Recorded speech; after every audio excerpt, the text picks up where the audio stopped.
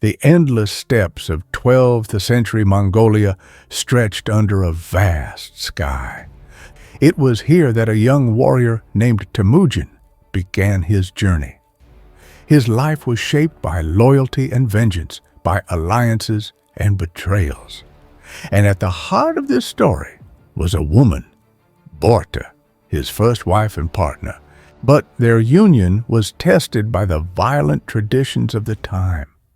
One night, Börte was stolen from him, setting off a chain of events that would shape not just Temujin's destiny, but that of the Mongol Empire. Before we continue, if you'd like to see more content focused on the Mongols and their incredible history, hit the subscribe button. Let's dive in. Temujin was no stranger to hardship. As a boy, he lost his father to poison at the hands of a rival tribe, the Tatars. Left with nothing, his family was abandoned by their clan and forced to fend for themselves in the harsh Mongolian wilderness. It was in this crucible of adversity that Temujin learned the importance of resilience and alliances. Before his death, Temujin's father, Yesugei, arranged for him to marry Börte, the daughter of Sechen, leader of the powerful Ungarat tribe. Börte was 10, a confident, sharp, and resilient girl whose dowry included a prized black sable coat. This betrothal was not just a marriage, it was a political alliance meant to secure Temujin's future. Years later, after Temujin returned to claim Börte as his bride, their marriage became a symbol of unity and strength in the unstable world of tribal warfare. But the peace they found together was fleeting. The Merkits, a powerful tribe, harbored a long-standing grudge against Temujin's family. Decades earlier, Temujin's father, Yesugei, had abducted Hoelun, a Merkit woman, to be his wife. While such acts were not uncommon in the steppes, the Merkits never forgot the insult. Their opportunity for revenge came soon after Temujin and Börte's marriage. Under the cover of darkness, the Merkits raided Temujin's camp. Börte was their target, a symbolic act meant to humiliate Temujin and settle an old score. For Temujin, the loss of Börte was devastating. She was not just his wife, but his anchor in a chaotic world. To lose her was to lose a part of himself. And so he swore to rescue Börte and restore what had been taken from him. To rescue Börte, Temujin needed allies. He turned to two key figures, Togrul, the Khan of the Karites, and an old friend of his father, and Yamuka, his sworn blood brother. Together, they rallied a force of over 20,000 warriors, an army capable of challenging the Merkits.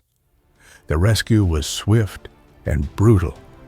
Temujin's forces overwhelmed the Merkits, reclaiming Börte and leaving their enemies scattered. Börte was free, but her time in captivity would leave lasting scars, not on her but on Temujin's family. Shortly after her rescue, Börte gave birth to her first son, Yoshi. The timing of his birth raised an unsettling question. Was Yoshi truly Temujin's son, or was he fathered by one of her captors during her time with the Merkits? In the steppe culture, lineage was sacred. Doubts about Yoshi's paternity cast a shadow over the family. Temujin, now Genghis Khan, refused to let these doubts divide his family. He declared Yoshi his legitimate son, emphasizing loyalty over speculation. But not everyone shared his perspective, especially Chagatai, his second son. Chagatai was among the loudest voices questioning his birthright. A bold and fiery warrior, Chagatai openly dismissed Yoshi's claim to the throne, calling him a bastard and unworthy to lead the Mongols. These were not just petty insults. Chaghatay's hostility toward Yochi threatened the unity of Genghis Khan's growing empire. The brothers' rivalry was fierce, and their disagreements often escalated into open confrontations, forcing their father to intervene repeatedly. Though Genghis Khan worked tirelessly to keep his family united, the seeds of discord planted by this rivalry would grow, leading to divisions that would haunt the empire after his death. Despite the tensions within her family, Börte remained a pillar of strength for Genghis Khan. She bore him more children and played a crucial role in managing the affairs of his growing empire. Börte not only kept the household running, but served as a trusted confidant. Her insights helped steer Genghis Khan through some of his toughest decisions, from handling alliances to quelling internal disputes. For Genghis Khan, the experience of losing Börte and fighting to reclaim her taught him invaluable lessons. It underscored the importance of alliances, the need for loyalty, and the power of unity.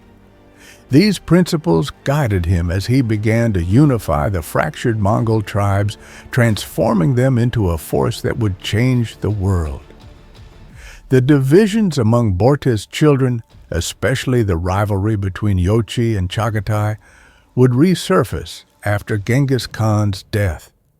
But during his lifetime, Börte's presence and wisdom helped keep the family together, ensuring the empire remained strong. This story is a reminder that even in the grand narratives of history, it is the personal struggles, the love, the loss, the sacrifices that often shape the fate of empires. Börte's story is not just one of survival, but one of resilience and quiet strength, a legacy that endures in the story of the Mongol Empire.